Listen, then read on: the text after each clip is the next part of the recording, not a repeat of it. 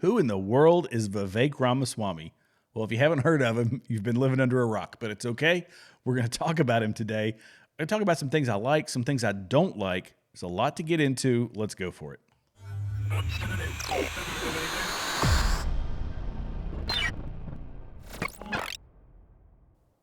Welcome back to Continue Freedom. If this is your first time here, welcome. Be sure to like, subscribe, leave comments below. We are on X, Rumble, Locals, and YouTube. Okay, Vivek Ramaswamy. I'm going to hit this one right out of the gate. This is the first thing I saw. I've been following the guy for 7 months, and here we go. The Paul and Daisy Soros Fellowship for New Americans. This was something that I say the conspiracy theorists, but people out there are saying he's bought and paid for by the Soros family.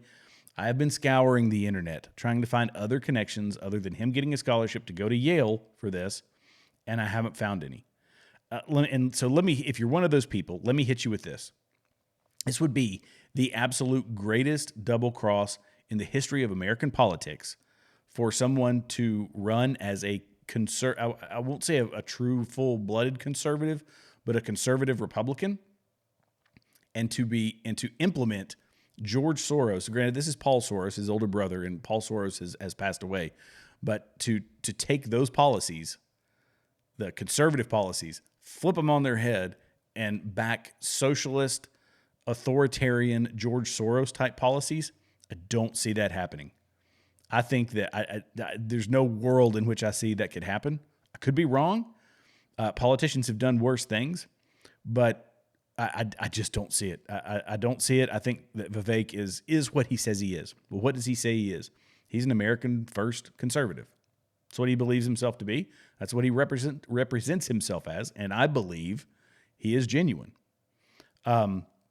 He's got some very serious policy prescriptions, shrinking 75%, greater than 75% of the regulators in the federal government.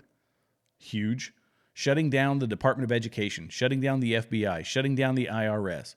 Some of these he wants to rebuild. So he says rebuild them as needed into different type organizations. When you shut down the FBI, he's talking about taking the field agents, who aren't the corrupt people, but that's the leadership that is corrupt. That's why the whole system, he wants to just burn it to the ground and build something new. But taking those field agents, putting them in the DEA, putting them in the U.S. Marshals, putting them in places where they can keep the skills and use the skills for which they've been taking the things that they are trained to do and applying them to other agencies. But by and large, tearing down the structure that has become so corrupt and that has been stripping away slowly but surely our constitutional rights.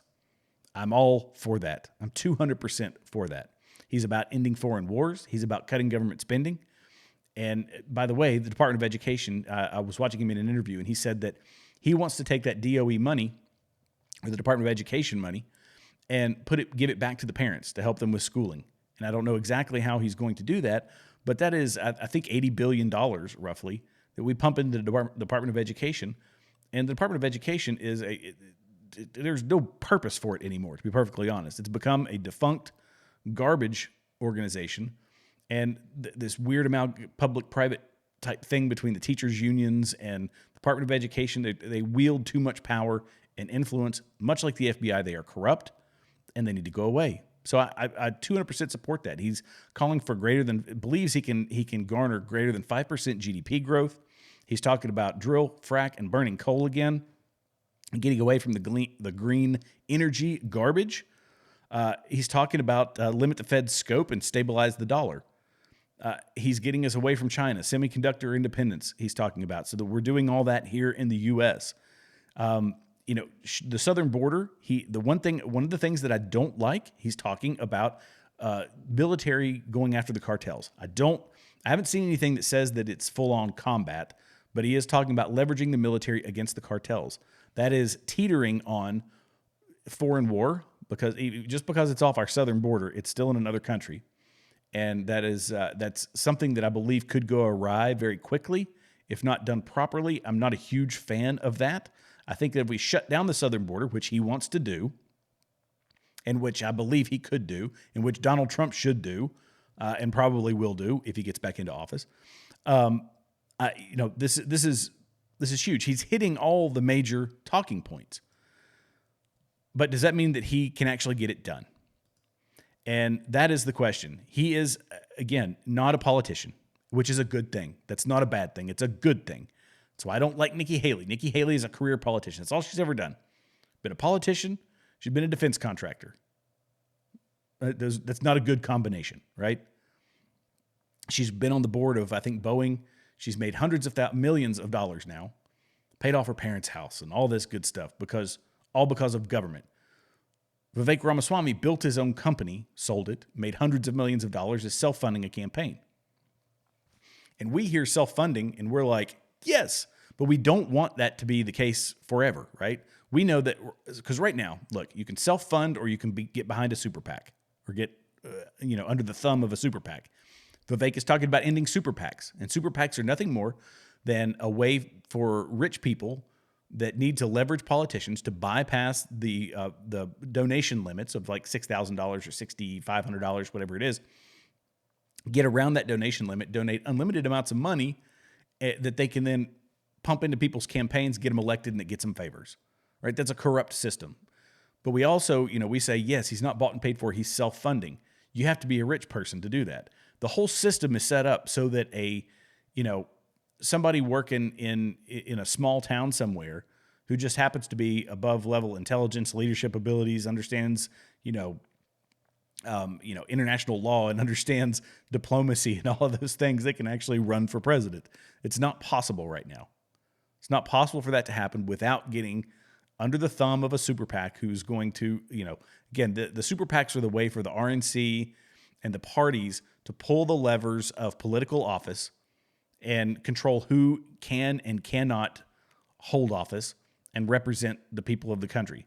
And if they do get in, and once they do get in, they can move them as they see fit to shape the world the way they want it to be. It's a horribly, horribly corrupt system.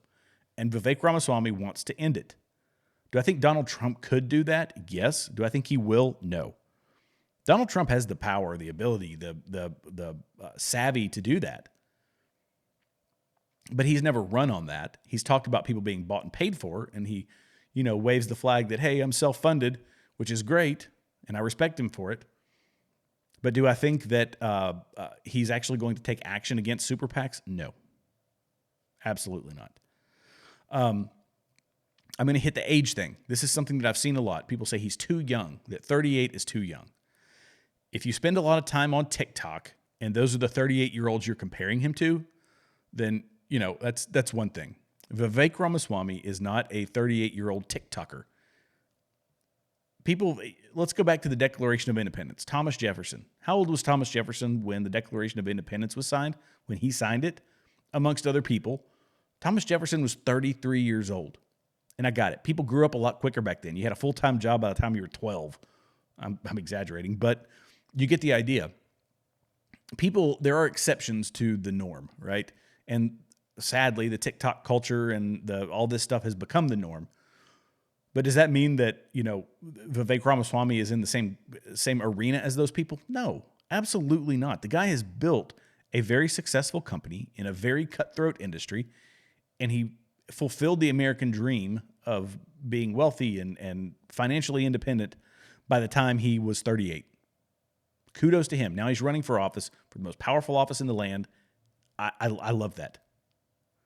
But if he gets in, he can potentially, and according to what he says, is going to leverage the system so that these super PACs that are controlling people, so that they aren't, the arbiters of who can and cannot get into political office, which is, that's the way it's intended to be. Anybody can run for office. So kudos to him. Principles. That's another thing that's important to us. Do I think that Vivek Ramaswamy has principles? His focus has been on, the country, family, faith, independence, the Bill of Rights. He talks about it as though they are, it talks about them in the manner in which they should be talked about. And that is that they are the driving documents, the Constitution is our driving document for this country. The freedoms and liberties guaranteed by that should be guaranteed to all Americans. And Vivek Ramaswamy talks about that. And he believes in that. And he is incredibly convincing about it. I approach every politician, anybody who gets into politics, I will grant them their, I will accept their premise. I will accept their presentation, but I'm going to approach all of them with skepticism. That's how we are supposed to look at the government.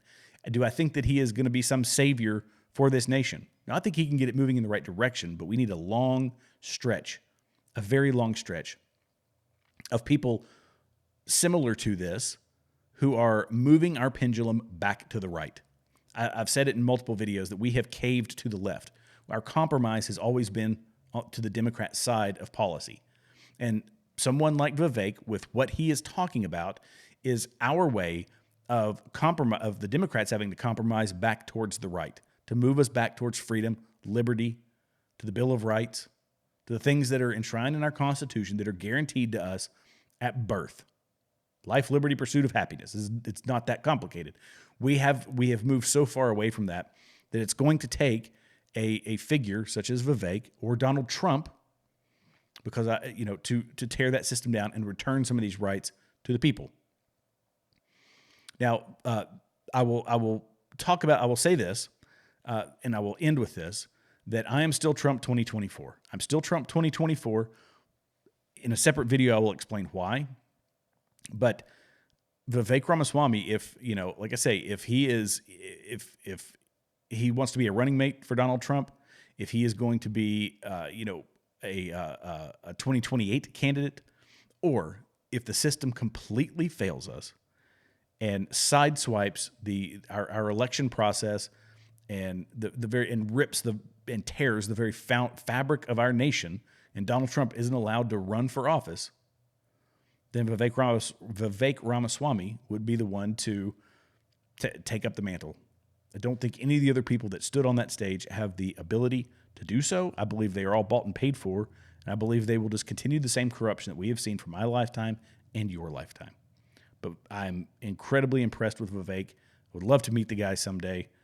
Maybe I get this podcast big enough and he and I'll sit down and we'll have a conversation. All right. Well, there was one other point I was going to make, but I'll skip it for today. Thank you all so much for watching. Be sure to like, subscribe, leave comments below, and we'll see you all next time.